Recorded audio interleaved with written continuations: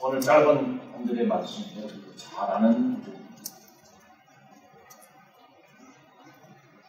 에덴 동산에서 범죄한 아담과 하와에게 하나님께서는 어떻게 찾아오셨겠어요? 지금 그들은 범죄한 후에 나무로 치마를 만들고 숲속에서 숨어있는 그런 상태의 아담과 하와입니다.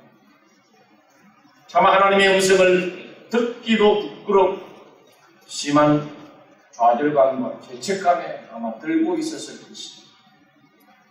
죄지은 사람이 어찌 감히 하나님의 얼굴을 배울 수 있겠어요? 그런데 그 좌절감의 현장 속에 하나님이 지금 친히 제가 올 초에 TV 방송에서 아마존의 눈물이라는 프로그램이 있었습니다. 며칠을 찍었거든요. 보니까 참 그 원주민들이 원시의 상태로 그들의 모습, 그런 것만 가리고 살아가는 그들의 모습을 돌아볼 때에 자연스러워 보이지만 뭔가 부족하게 보이고 불쌍하게 여기는 마음이 일어나. 지금 하나님은 그것 이상으로 아담과 하와를 보고 계십니다. 바로 그 아담과 하와 속에 죽어가는 영혼을 보고 계십니다. 이제 더 이상은 그냥 둘 수 없겠다 하시고 저들에게 친히 찾아오셔서 가죽옷을 지어 입히십니다. 저는 이것이 바로 하나님께서 인간에게 주신 첫 번째 축복의 통로가 아닌가 생각합니다. 그러므로 가죽옷을 지어 입히심으로 하나님께 나아가는 축복의 통로를 우리에게 열어주신 것입니다. 우리 그 누구도 스스로 하나님께 나아갈 수 없습니다. 하나님이 우리를 불러주시고 구원할 수 있는 분은 오직 하나님이십니다. 오늘 이 시간 하나님께서 이 가죽옷은 수치를 덮어주는 의미보다는 용서한다는 하나님의 사랑이 저는 더 담겨있다고 생각합니다. 용서, 사랑, 얼마나 귀한 표현입니다. 하나님만 우리에게 주시는 선물입니다. 상처를 덮어주시는 하나님의 사랑, 좌절하고 실망한 인간에게 하나님이 먼저 찾아오십니다. 우리가 잘 아는 대로 성경에 보면 가늠하다가 현장에서 잡혀온 여인에게 사람들이 돌을 들어서 치려고 합니다. 그 여자를 죽이려고 합니다. 그러자 주님은 그 현장에서 너희 중에 죄 없는 자가 먼저 돌로 치라고 이야기합니다. 그들이 양심에 책임을 안하시고 그러자 주님은 뭐라고 합니까? 나도 너를 존대하지 아니하고 가서 다시는 죄를 짓지 마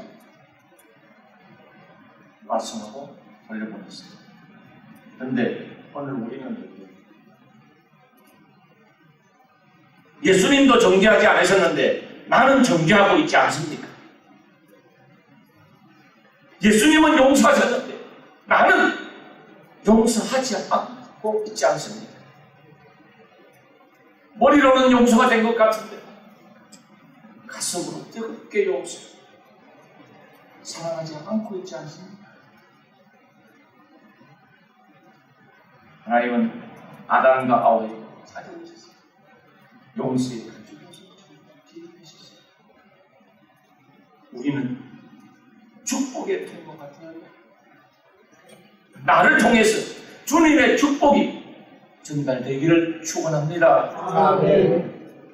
여러분, 인간이 만든 이 나뭇잎은 치마는 하루 해를 넘기지 못합니다. 말려 올라갑니다. 수치가 들어갑니다. 내려도 또 말려 올라갑니다. 인간의 것은 언제나 불완전하고 미완성. 우리의 사랑도 미움도 정오도 인간의 것은 언제나 제자리를 맴돌게 됩니다. 한 번은 저희 집에 초청해서는 오기로 되어 있었어요. 포렌스에서 오시는. 그래서 제가 91번 분명히 이스트를 타라고 했는데 이분이 나와가지고 아마 웨스트를 택신 거예요. 그래가지고 아무리 기다리다가 보니까 내렸다가 올렸다가 막 후리에를 몇 번을 탔더라고요. 여러분, 길을 모르면 이렇게 오기 힘들지. 똑같습니다. 우리가 하나님께 나아가는 길을 모르는 이와 같습니다. 하나님은 아담과 하와의 죄를 용서해 주시고 구원의 길을 열어주신 것입니다. 그리고 용서와 사랑의 가죽 옷을 지어서 입히셨습니다. 만약 하나님께서 우리를 용서하지 않으시고 죄를 짓는 대로 우리를 벌하신다면 이 땅에 살아남을 사람은 한 사람도 없습니다. 하나님은 세상 모든 민족이 구원 얻기까지 지금 기다리고 계십니다. 여러분, 누가복음 15장에 한번 탕자의 비유를 들어보십시오. 이 탕자의 모습은 아버지와 가정을 교만한 사람의 자기 방법대로 살아보겠다고 발버둥치며 자기의 유산을 가지고 세상을 향하여 나아갔습니다. 돈이 있을 때는 친구도 많았습니다. 잘 살았습니다. 그러나 돈이 떨어지고 나니까 희망이 없으니까 어떻게 합니까? 친구를 떠납니다. 머물 곳이 없습니다. 다 떠났습니다. 그러니 그는 어디입니까? 절망과 탄식 속에 살아갈 수가 없습니다. 그런데 어느 날 그를 깨닫게 해준 한 음성이 그의 마음을 봅니다. 내 아버지 집에는 먹을 것이 많아. 나는 여기서 굶어 죽는구나. 난 사실을 이것이 뭐냐? 내 아버지의 집을 발견한 것이. 더 나아가서 내 아버지의 품을 찾는 것이. 우리가 있을 곳은 내 아버지의 집은 완전히 기도합니다.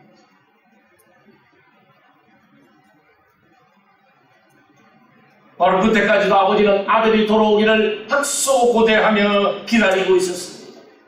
아들이 돌아오는 것이 놓칠 때는 어떻게 합니까? 맨발로 뛰어나가 아들을 안고 좋은 옷을 입고 가라앉히고 신분을 회복시킵니다. 그리고 그 아버지의 한 말씀이 있습니다. 이 내 아들은 죽었다가 다시 살아났으면 내가 잃었다가 다시 거듭나고. 정말 이 아들이 죽었다가 살아났습니까? 아닙니다. 그냥 세상에 나갔다가 여러분, 세상에서 하나님 없이 사는 것입니까? 바로 죽은 삶입니다. 아무리 돈이 많아도 명예가 있어도 권력이 있어도 그 생활은 하나님 없이 사는 것입니다. 그 삶 속에서 소망이 있을 수도 없습니다. 절망이 지옥과 같아요. 그런데 오늘 이 하나님은 사랑으로 아담과 저와 여러분에게 다가오셨습니다. 아버지의 마음으로 하나님은 오늘 아담과 하와에게 저와 여러분에게 찾아오셨습니다. 가죽 옷을 지어 입히셨습니다. 오늘 우리는 어떠합니까? 하나님이 지어주신 은혜의 가죽 옷을 입고 있지 않습니까? 한번 여러분들 만져보세요. 아담은 내가 오늘 좋은 원피스를 입고 왔는데, 양복을 입고 왔는데, 그것만 영적으로 하나님이 주신 예수님의 십자가의 공로로 구원받아 하나님의 자녀가 된 이 은혜의 가죽 옷을 입고 있지 않고는 누구도 이 자리에 나올 수가 없습니다. 갈라디아서 4장 6절에 보면 너희가 아들임으로 하나님이 그 아들의 영을 우리 마음 가운데 보내사 아바 아버지라 부르게 하셨는 사도 바울의 고백처럼 우리도 하나님을 아바 아버지라 부르는 이 은혜의 자리에 나온 여러분을 축원합니다. 우리는 하나님 우리 아버지로 부르시고 이 영광의 자주, 이 은혜의 가죽옷을 입었는데 우리의 모습은 어떠한가? 우리가 만든 것은 하루를 못합니다. 그러나 하나님이 만드신 것은 영원할 수밖에 없습니다. 둘째로 하나님께 나아가는 축복의 통로는 어린 양의 피로서만 가라앉는 어린 양의 피로서만 열리게 됩니다. 여러분, 아담과 하와에게 지어 입혔던 가죽옷이 그냥 하늘에서 뚝 떨어진 것입니까? 아닙니다. 하나님이 친히 중심을 잡았어요. 아담과 하와에게 하나님께 나아가는 예배를 가르쳐 주시고 가죽옷을 지어 입히신 것입니다. 저는 이것이 뭡니까? 바로 구원의 시작이라고 생각합니다. 희생이 있다. 오늘 본문을 읽어보십시오. 큰 뜻이 숨어 있습니다. 먼저 보면 여호와 하나님이라고 그냥 하나님이 아닙니다. 여호와 하나님. 이 여호와라는 것은 구원자라는 뜻이 있습니다. 구원자 하나님, 우리 구세주이 다 같은 말의 어원입니다. 여호와라는 하나님의 명칭은 천지 만물을 다 지으신 뒤에 곧바로 사용되는데 창세기 2장 4절에 처음 나타납니다. 구원자 하나님으로 에덴 동산에서 본격적으로 여호와 하나님으로 불리기 시작합니다. 아담과 하와에게 구원자 하나님 여호와로 찾아오신 것입니다. 그것도 뭡니까? 어린 양의 피로서 찾아오신 여호와이십니다.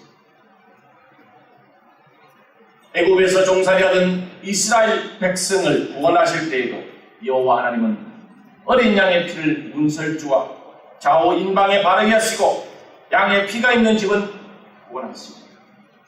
피가 없는 집은 사자가 들어갔습니다. 죽이게 됩니다. 우리에게 구원자 하나님 여호와께서는 육신을 입고 이 땅에 오셔서 십자가에서 어린 양의 모습으로 피를 흘리셔서 저와 여러분을 구원해 주셨습니다. 아담과 하와에게 찾아오신 여호와 하나님께서는 오늘 나에게도 찾아오신 것입니다. 그러므로 예배는 어린 양의 피가 있어야 합니다. 여러분, 우리 예배 드리는 곳에 하나님의 영광과 임재가 없다면 무슨 소용이겠습니까? 하나님의 임재가 없는, 하나님의 영광이 함께하지 않는 이 예배는 하나님이 안 받으시는 거죠. 그러므로 우리의 예배의 대상은 오직 성삼위 그분의 영광을 위하여 우리가 예배를 드립니다. 그런데 지금 이 미국은 거꾸로 가고 있습니다. 말씀에서 죄라는 것을 이제는 죄로 여기지 않고 지금 한국에서 여러분 보셨습니까? 한국에서는 이 동성애로 표현하지 않고 소수자라고 표현합니다. 그래서 처음 소수자들만 모이는 교회가 개척되었습니다. 제가 깜짝 놀랐습니다. 미국에도 없는 교회가 한국의 소수자라는 이름으로 미국인이 개척을 했습니다. 예배를 드리고 있다는 신고를 했습니다. 본인이 미국에서 장로교 집안에서 자라요. 어떻게 하다 보니까 본인이 자기 말로 개종했다는 그런 잘못됐습니다. 아직도 본인이 자기가 게이라고 얘기합니다. 그것을 안수하고 목회를 시작합니다. 죄는 우리가 미워야 돼요. 사람은 미워하지 않죠. 이것이 정말 여러분 어떻게 생각해요? 말씀은 아니라고.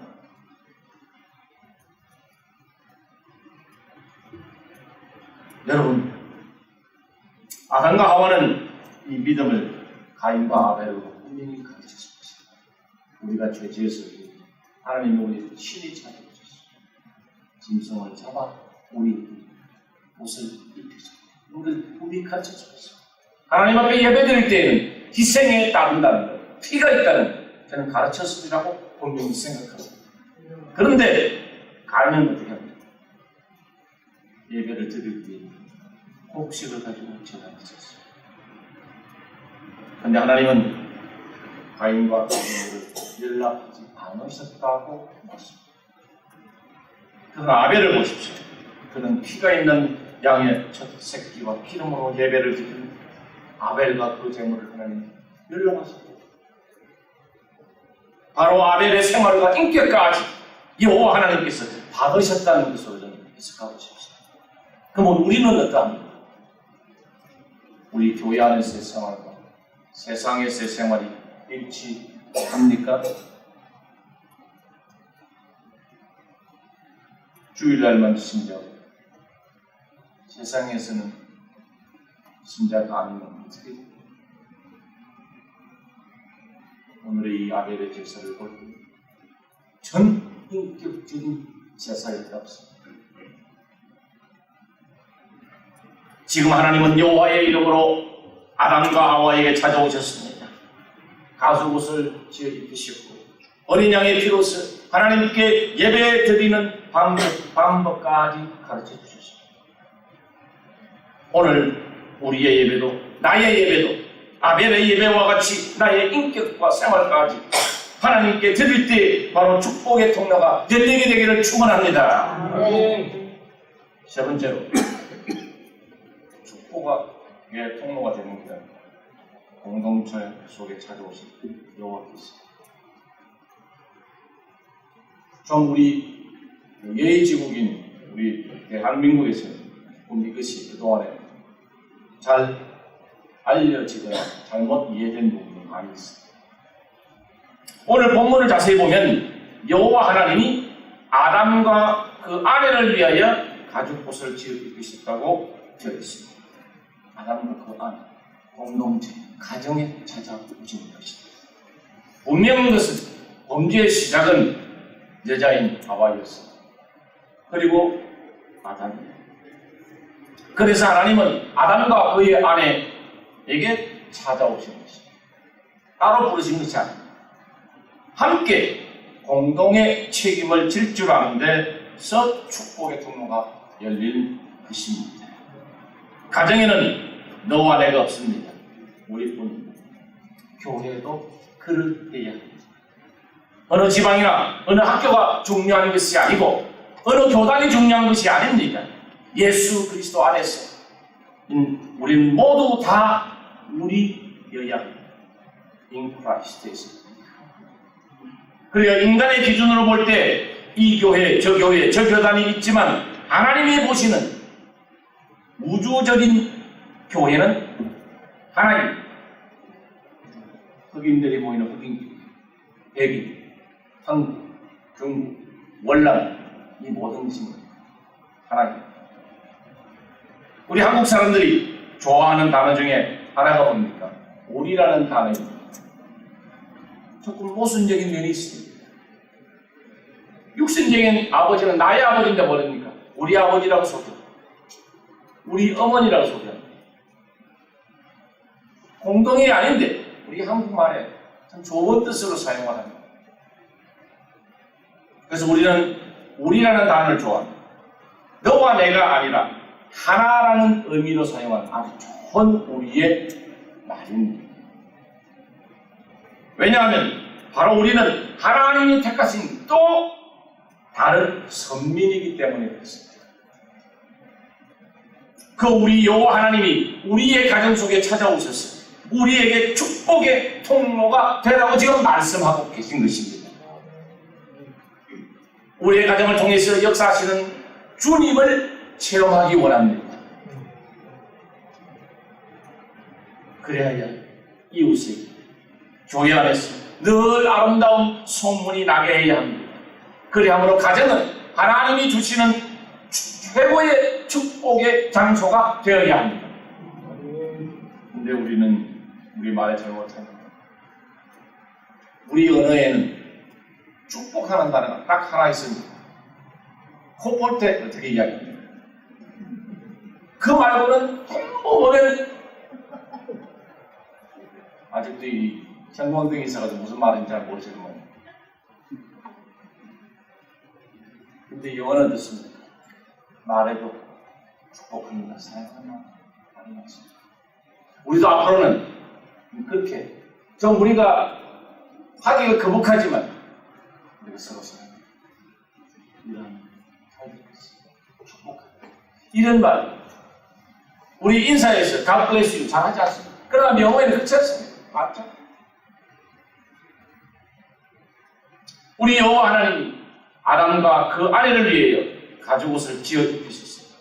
그러면 우리가 얼마나 귀한 존재인지 잊지 마시기 바랍니다. 왜? 적어도 우리는 세상을 지으신 창조하신 여호와 하나님의 우리가 자녀이기 때문에 우리 하나님을 다 누구나 아버지로 부르고 있습니다. 자녀만이 부모를 아버지라고 부를 수 있습니다. 여러분, 여호수아가 가나안 땅에 들어가기 전에 두 사람의 정탐꾼을 가나안에 파견합니다. 그리고 여리고성에 들어가 기생 라합의 집에 숨었는데 여리고 왕이 정탐꾼을 찾으려고 오자 라합이 목숨을 걸고 그들을 숨겨줍니다. 그리고 받은 약속이 훗날 이스라엘 백성이 여리고성을 점령할 때 그들의 가족을 구원해 준다는 약속이었습니다. 그때 두 정탐꾼이 뭐라고 합니까? 창문에 붉은 줄을 매달라고 합니다. 그 약속을 받고 정탐꾼들이 가고 난 다음 기생 라합은 하루도 빠지지 않고 창문에 붉은 줄을 매달아 놓습니다. 뭡니까? 생명을 거는 나는 약속을 지킨다는 정말 우리가 하나님 앞에 이 생명을 내어놓은 고백과 함께 여러분이 하고 있습니까? 이제 곧 강단에서 동성애 이야기하는 잡혀간 날이 곧 올 것입니다. 지금 벌써 일부 다처제에 대한 말이 수면으로 신문에 벌써 말이 나오기 시작합니다. 힘든 세상이 되어가고 있습니다. 교회에서 기도하는 하나님의 집에서 이제 말씀을 함부로 전하기가 어려운 시대가 이 미국 땅에 지금 일어나고 있습니다. 그런데 아직도 우리가 이렇게 목숨을 건 신앙의 고백을 가지고 나는 하나님의 자녀다. 여호와는 나의 아버지시다. 간증하며 살아가야 하는데 우리가 정말 이 기생 라합보다 낫다고 우리가 자신할 수 있습니까? 정말 우리가 이런 어두운 생명의 신앙의 고백을 하시기 바랍니다. 여러분, 그런 어떤 형편이 있었습니다. 여리고 왕이 알면 죽일 줄 모르는 그런 상황이었지만 목숨을 걸고 그는 믿음을 지킨 것입니다. 그래야 그 기생 라합의 믿음으로 인해 그의 가족들과 같이 구원을 받고 예수님의 족보에 들어가는 축복의 통로를 여는 믿음의 여인이 된 것입니다.